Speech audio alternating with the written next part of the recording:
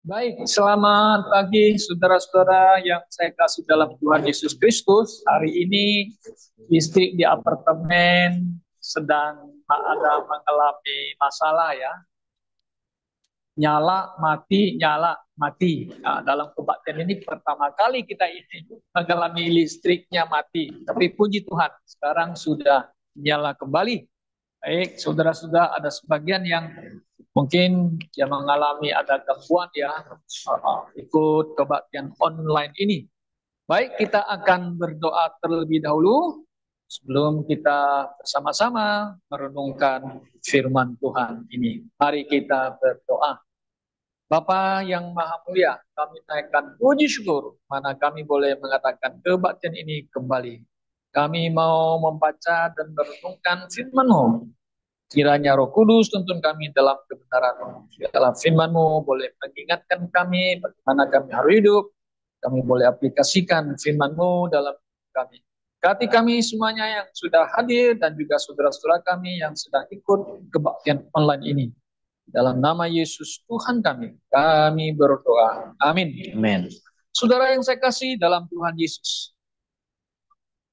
Saudara-saudara yang saya kasih dalam Tuhan Yesus, dimanapun saudara berada, kita telah membaca tadi ya bagian perikop firman Tuhan yang kita ambil dari Lukas pasal 8 ayat 26 sampai ayat yang ke-39. Nah, tema hari ini sesuai dengan pembacaan teks kita, saudara, adalah roh-roh jahat mengenal Yesus. Nah, seperti yang telah kita baca tadi, sini di mana Yesus pergi ke satu tempat, yaitu nama Sarah, untuk membebaskan seorang yang dirasuk oleh roh-roh jahat. Saudara yang saya kasih dalam Tuhan, sebenarnya itu roh-roh jahat itu apa sih? Menurut catatan Alkitab, bahwa roh-roh jahat itu adalah demons kalau bahasa Inggris ya. Nah, demons ini adalah pengikut daripada setan atau si iblis yang kita kenal dengan si Lucifer. Sesuai dengan catatan Alkitab, saudara-saudara, ya si iblis ini adalah yang menipu Hawa supaya dia makan buah yang dilarang oleh Tuhan Allah. Dengan liciknya dia menipu sehingga Hawa dan Adam jatuh ke dalam dosa. Nah, saudara, kalau kita membaca di dalam kitab Yehezkiel maupun juga Yesaya pasal 14 atau Yehezkiel pasal 28, di sana menggambarkan si setan itu sendiri. Dia disebut Lucifer. King James memakai kata Lucifer, tetapi yang lain memakai the morning star atau bintang timur itu ya. Dia mau menyerupai Tuhan Yesus. Itu setan itu atau si iblis itu, ya. Nah, kalau di Alkitab, kitab Wahyu ya mengatakan dia adalah dragon atau ular tua itu, ya. Paulus mengatakan dia adalah malaikat yang menyerupai atau iblis yang menyerupai malaikat terang atau mengubah dirinya menjadi malaikat terang. Ya, sangat jelas saudara bisa lihat di 2 Korintus di sana ya. Nah, Alkitab juga dengan jelas mengatakan bahwa uh, setan dan pengikut-pengikutnya ya sedang merajalela, ya menguasai manusia, menguasai daerah, menguasai negara. Maka itu Paulus mengatakan dia the God of this world. Kalau saudara baca di 2 Korintus pasal 4 ayat 4, atau pangeran dunia ini, the prince of this world. Yohanes 14 ayat 30. Ya, si iblis pernah mencoba Yesus sampai 3 kali. Yang terakhir itu dia mengatakan, dia membawa Yesus ke gunung tinggi. Mengatakan, Yesus, ini semua kerajaan dan kemuliaannya saya mau berikan kepadamu, asalkan engkau sujud kepadaku. Wow, Anda bisa bayangkan, minta sujud ya. Yesus tengking deh, iblis, engkau harus menyembah pada Tuhanmu ya, pada Tuhanmu saja. Itu engkau harus sembah. Yesus tolak semua ini. Nah, dengan catatan apa? yang Alkitab mengatakan tentang si iblis dan juga roh-roh jahat ini, pengikutnya itu, mereka hadir, ada sebenarnya di tengah-tengah dunia ini. Apa yang mereka kerjakan? Ya, mereka melawan Tuhan, mereka membawa manusia untuk melawan Tuhan, ya mencegah manusia supaya jangan percaya kepada Yesus, ya, jangan percaya kepada Tuhan Allah yang hidup dan yang benar, ya. Mereka mau supaya setan-setan supaya mereka menjadi pengikut mereka, pengikutnya si iblis. Saudara, maka tidak heran kan di Alkitab selalu mengatakan ada namanya antichrist, ya. Ada roh-roh antichrist yang melawan Tuhan dan melawan Yesus. Saudara, sangat jelas. Jadi eksistensi kehadiran si iblis, setan dan juga roh-roh jahat itu di atas bumi ini sangat real, sangat nyata, saudara-saudara, ya. Nah, kalau kita perhatikan, saudara-saudara, yang firman Tuhan yang telah kita baca itu, nah, Yesus pergi ke satu daerah yang di seberang Danau Galilea itu.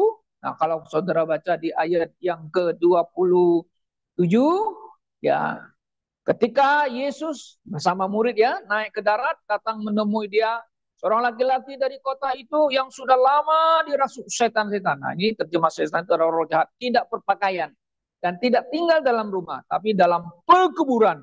Ketika ia melihat Yesus, saudara perhatikan ayat ini. Ketika ia melihat Yesus, dia berteriak dan tersungkur di hadapannya dan berkata dengan suara keras, "Apa urusanku dengan engkau?" Nah, ini the singular, ya. Urusanku dengan engkau, Yesus, engkau anak Allah yang tertinggi atau yang maha tinggi. Aku mohon kepadamu, jangan siksa aku. Kenapa dia tidak pakai plural siksa kami ya? Padahal itu roh jahat banyak itu. Nah, jadi intinya saya bisa ambil kesimpulan itu di belakangnya semua roh jahat itu punya bos. Bosnya siapa? Si iblis, setan itu. Kenapa? Karena dia tahu sejak kejatuhan manusia, Tuhan Allah telah berjanji akan mengutus sang penebus, sang juru selamat, yang dimana dari benih perempuan itu akan meremukkan kepala si ular itu. Dia sudah tahu itu. Dia mengerti. Bahkan akan datang sang juru selamat yang akan menyelamatkan manusia. Ya. Nah, saudara yang saya kasih dalam Tuhan Yesus Kristus. Jadi kita lihat bahwa setan itu kok bisa kenal Yesus siapa ya? Dari mana dia tahu? Dari mana dia tahu? Nah, kita bisa lihat di dalam catatan Alkitab bahwa the mystery di mana janji Allah kepada manusia dia akan kirim Mesias juru selamat yang akan datang dari bangsa Yahudi, dari suku Yehuda. Ini kan rahasia Tuhan. Nah, setan tidak tahu rahasia Tuhan. Masa Tuhan kasih tahu rahasianya kan? Gak mungkin kan? Nah, memang Tuhan mengizinkan dia menguasai dunia ini dengan kuasa yang terbatas. Satu orang harus ingat, setan punya kuasa, yes, terbatas. Yang punya kuasa, yang maha kuasa adalah Tuhan Allah yang menciptakan langit dan bumi. Setan, si iblis, roh-roh jahat adalah ciptaan Tuhan. Mereka disebut the spiritual being, the spirit being lah kita. Spirit being, makhluk spirit yang tidak bisa kita lihat pakai mata. Nah, biasanya orang-orang kampung, orang-orang desa, orang-orang di mana katanya pernah melihat setan ya, atau melihat roh jahat. Ada orang yang mengatakan demikian, ya kan? Tapi mereka adalah makhluk roh yang tidak memiliki seperti kita punya daging, tubuh, kan begitu ya. Tapi mereka bisa menyatakan diri kepada manusia dalam bentuk apapun juga. Kenapa? Karena ini liciknya si setan. Makanya Paulus mengatakan kan, setan bisa berubah menjadi apa? Malaikat, malaikat terang, ya kan? Jadi menipu orang, wah ya dia licik sekali menipu. Maka ini datang kepada si itu Hawa kan, kata si ular itu, wah dia licik, pinter dia, cerdas dia licik ya.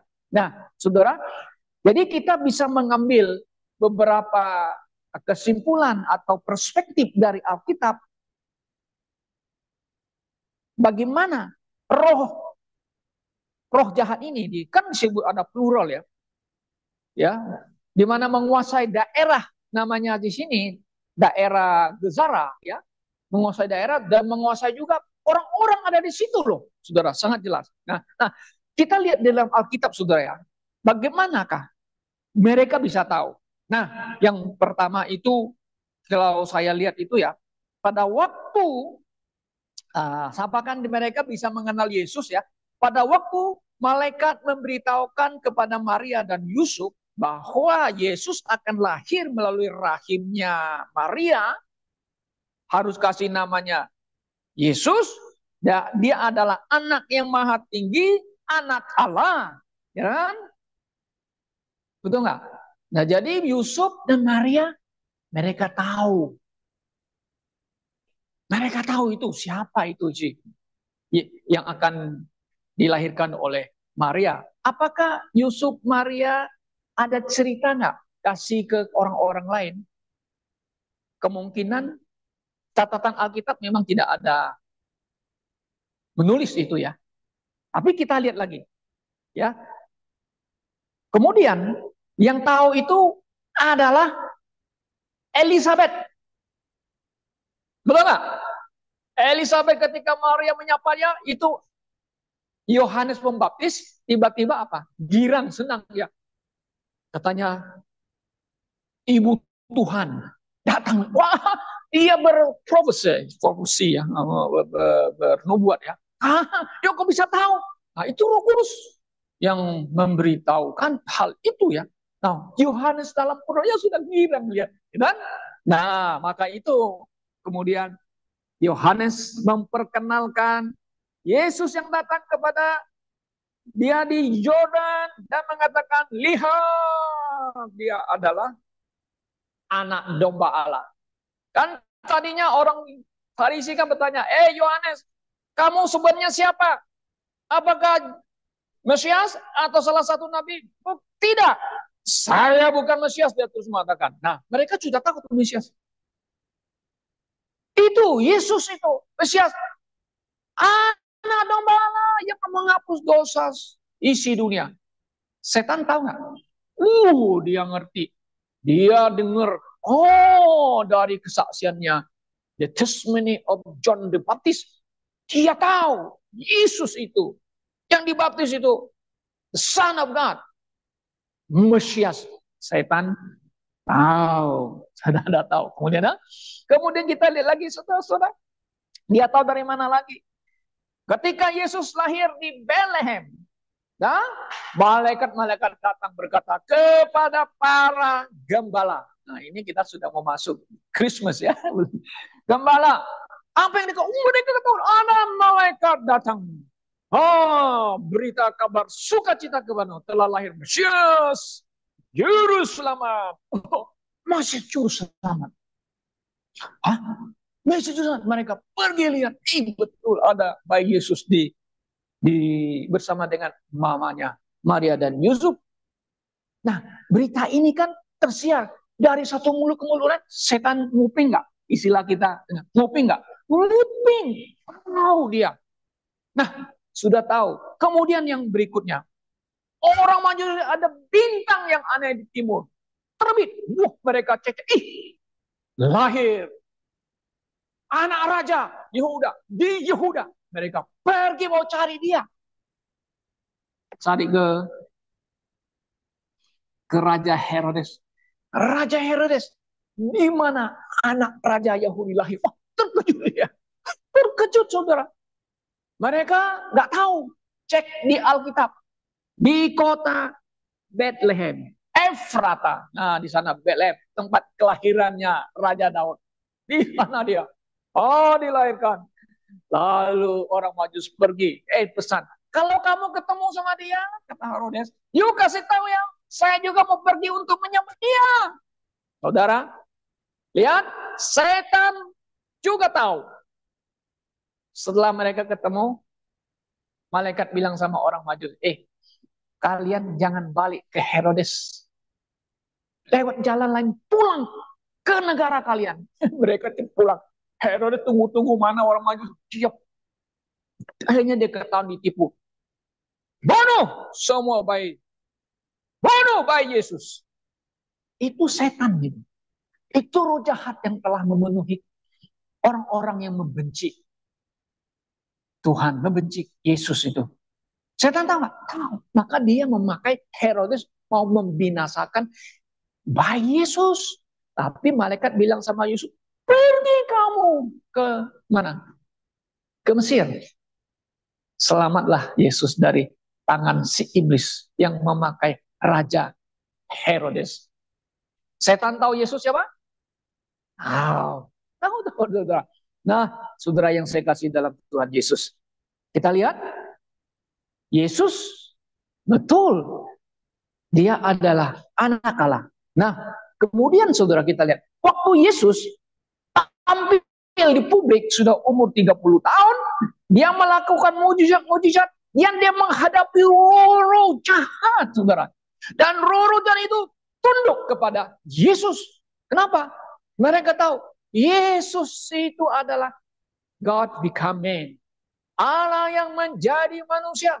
Nah, bukankah Yesus berkata kepada orang-orang Farisi, anak manusia mempunyai kuasa. Kuasa apa? Untuk mengampuni dosa. Siapa yang bisa mengampuni dosa? Yang bisa mengampuni dosa adalah Allah sendiri. Ya Allah. Yesus Allah nggak? Yes. Yesus manusia juga yes. Di bumi dia punya kuasa. Dan kuasa apa? Pengampunan dosa dan kuasa untuk menghancurkan kuasa kegelapan. Nah, itu yang ditakuti oleh si setan itu. Sudah tahu dia? Dia mengenal Yesus? Yes, dia mengenal Yesus. Dan lebih jauh lagi, itu roh jahat lebih tahu. Yesus itu akan menyiksa mereka dengan baik, menghukum roh jahat. Nah, saudara, coba perhatikan kalimat tadi. Di dalam ayat yang ke-29. Yesus, engkau anak Allah yang maha tinggi. Aku mohon kepadamu, jangan siksa aku. Setan tahu nggak mereka akan dihukum? Yes, mereka ngerti, memahami. Tapi pada waktu mereka bertemu dengan Yesus, Yesus tidak menyiksa mereka karena belum waktunya. Kenapa? Karena nanti satu hari Yesus akan menancurkan mereka, menangkap mereka, merantaikan mereka. Maka itu di dalam Wahyu pasal 19 jelas, setan itu dan pengikutnya akan dirantai selama 1000 tahun. Sekarang dia boleh dalam arti ya menguasai manusia, menguasai daerah-daerah tertentu. Yes, ya, tapi terbatas. Yang mengontrol alam semesta, ingat, adalah Tuhan Allah, adalah Tuhan Yesus. Itu harus ingat, saudara ya. Kita jangan takut kepada setan. Ya, kita lebih besar dari setan. Kenapa? Karena kita ada dalam Yesus Kristus. Kristus ada dalam kita. Kita ada dalam Kristus. Ya, roh kita lebih besar daripada si setan itu. Tetapi setan itu memang masih bisa menyakiti manusia, yes. Bisa merasuk manusia, yes. Bisa. Bisa, saudara, masih bisa. Nah, oleh sebab itulah, saudaraku yang saya kasih dalam Tuhan, setan ini tahu satu hari mereka akan dihukum. Setelah 1000 tahun selesai, nah, setan itu dilepas sebentar. Setelah itu mereka akan dibuang ke dalam mana? Api neraka, lautan api. The lake of fire, kalau bahasa King James, the lake of fire, danau, ya. Istilahnya, wah, tak terbatas punya, tak terbayang lagi, begitu Mengerikan. Setan itu tahu. Nah, saat ini mereka menguasai daerah, menguasai bangsa. Betul nggak? Yes, saudara.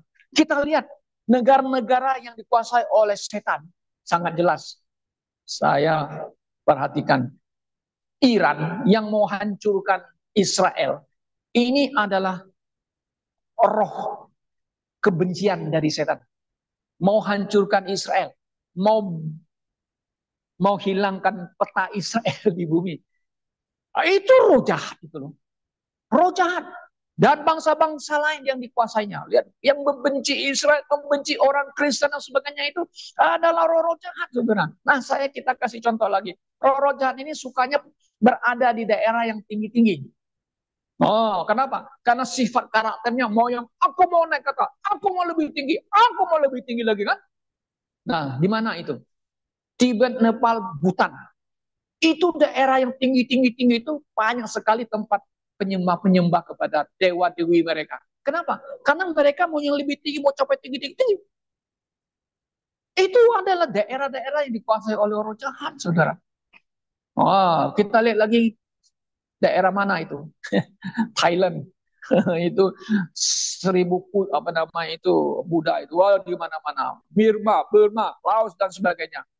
Seperti apa lagi? Kita lihat daerah-daerah Indonesia itu, ya, yang kita tahu itu seperti Bali. Tapi banyak orang mau tinggal di Bali ya. Di daerah betul Bali itu. Ya? Nah, saudaraku yang saya kasih dalam Tuhan Yesus. Jadi setan itu menguasai satu daerah, satu komunitas, satu bangsa. Ya ada. Bahkan dia menguasai setiap orang-orang yang dipengaruhinya adalah kepalanya. Nah, saya kasih contoh cerita ya. Nah, ceritanya begini. Ini orang Batak ini bagus ceritanya ya. Nah, ada misionaris yang pertama-tama ke tanah Tapanuli. Ada 3 orang yang dikirim oleh badan gereja, yaitu namanya Richard Button, sama dengan Evans dan Nathan Ward. Tapi mereka nggak berhasil. Mereka diusir. Nah, kemudian datang lagi tahun 1834.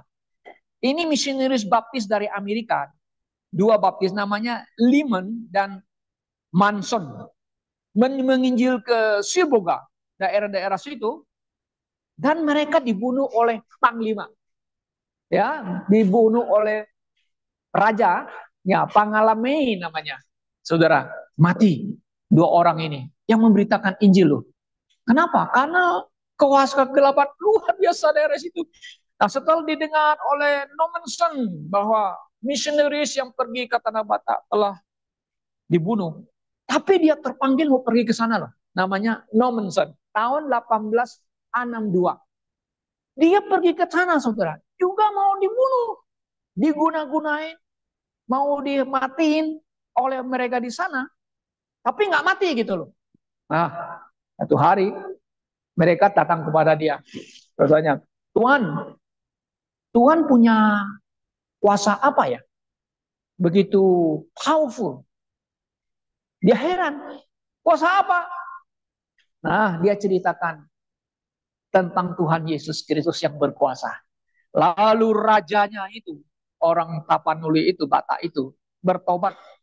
Dan pengikutnya bertobat. Menjadi orang Kristen. Dari situlah titiknya kemudian muncullah gereja HKBP. Yang sangat terkenal itu. Yang dimulai atau dirikan oleh Nommensen. Jadi nama misionaris Nommensen dari Jerman itu yang paling terkenal daripada sebelumnya itu. Seperti Lyman dan Manson yang telah dibunuh. Nah, kenapa bisa begitu? Karena kita bisa ambil kesimpulan karena daerah itu dikuasai oleh roh jahat, oleh kuasa kegelapan. Tapi ditakluk oleh kuasa Yesus Kristus. Kita lihat. Gitu? Nah, ada lagi ceritanya namanya misionaris orang Tionghoa yang saya sering sebut itu namanya Chang Tohang. Chang Tohang itu misionaris dari Tiongkok. Datang ke Lombok. Kemudian Lombok lihat-lihat tidak perkembangan penginjilan gak bagus. Dia pindah ke Bali.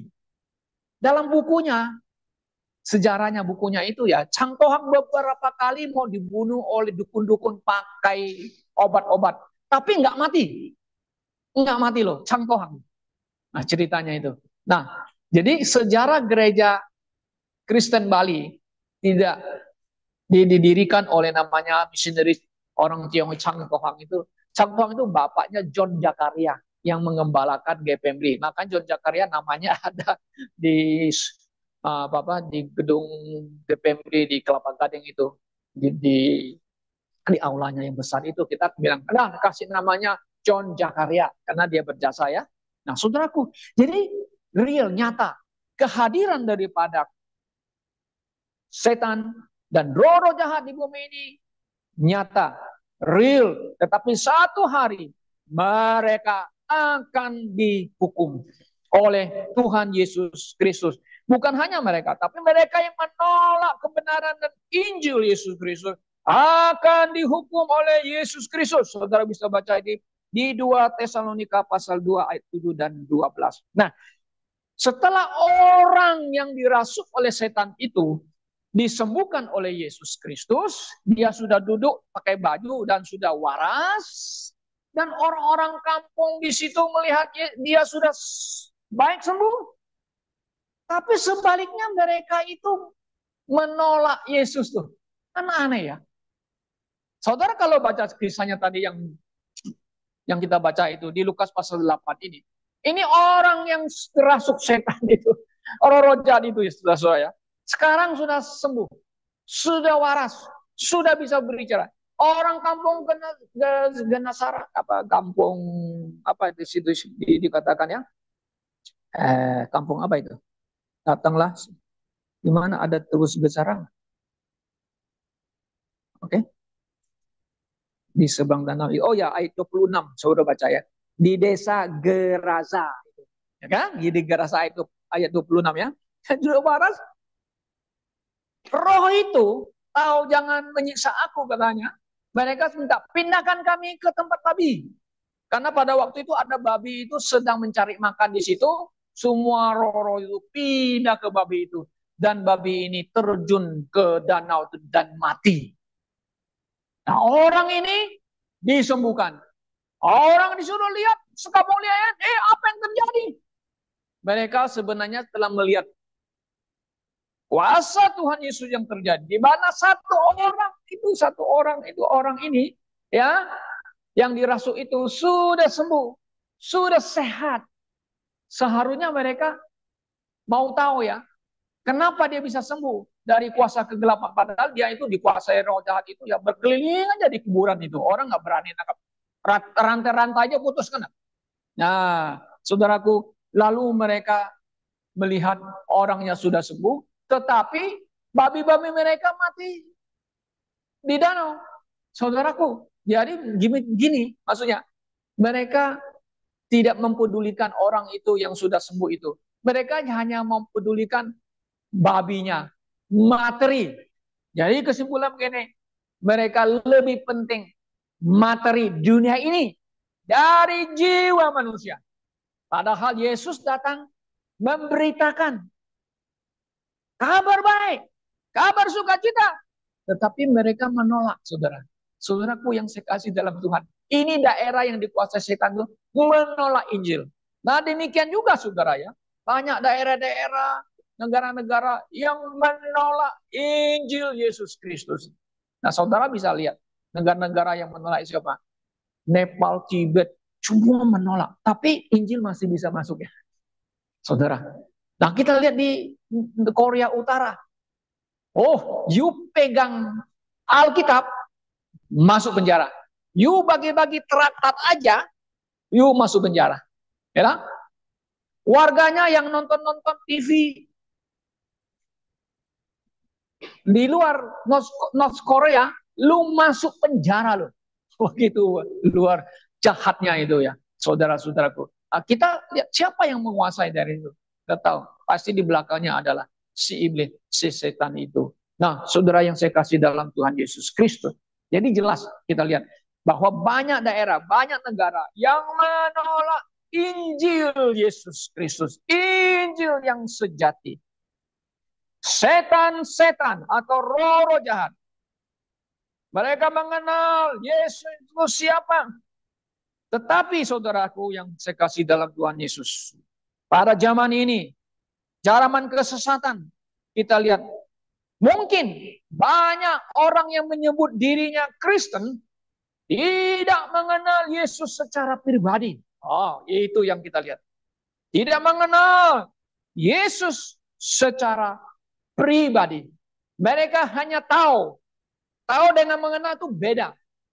Tahu sejarah tentang Yesus. Tahu. Tapi tidak mengenal Yesus secara pribadi. Kenapa? Ya karena dipengaruhi oleh ajaran-ajaran yang menyimpang. Dan, oh yes, maka itu kan tidak heran, saudara. Banyak pendeta besar kan yang di Jakarta kan katanya doktor teologi lah apa. Yesus bukan juru selamat. Yesus adalah manusia saja. Ada nggak pendeta yang ngomong? Oh iya, coba so. Tahu Yesus tidak mengenal pribadi Yesus. Who is Jesus Christ? Setan-setan atau roh-roh jahat ini. Mereka mengenal Yesus siapa? Oh, Yesus engkau anak Allah yang maha tinggi. Jangan menyiksa aku. Saudara, banyak orang Kristen hanya tahu Yesus itu baik. Yesus mengajarkan moral yang baik. Tapi mereka tidak tahu. Satu hari Yesus akan menghukum manusia. Manusia apa? Mereka yang menolak kebenaran Yesus. Mereka yang apa? Menolak Injil Yesus Kristus. Ada nggak ayatnya? Ada, saudara. 2 Tesalonika 27:12. Mari kita baca kalau saudara perhatikan. Tuh nggak? 2 Tesalonika. Nah, saudara baca sana. 2 Tesalonika. Pasal 2 ayat 7 dan seterusnya mengatakan demikian. Coba kita baca ya.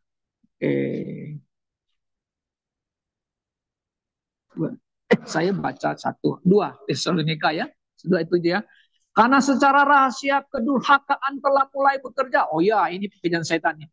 Tapi sekarang masih ada yang menahan. Ya, kan? Kalau yang menahan, yang telah disingkirkan, pada waktu itulah si durhaka. Nah, si durhaka itu sebenarnya ya adalah ini si antikris itu akan menyatakan dirinya, tapi Tuhan Yesus akan membunuhnya dengan nafas mulutnya dan akan memusnahkannya kalau ia datang kembali.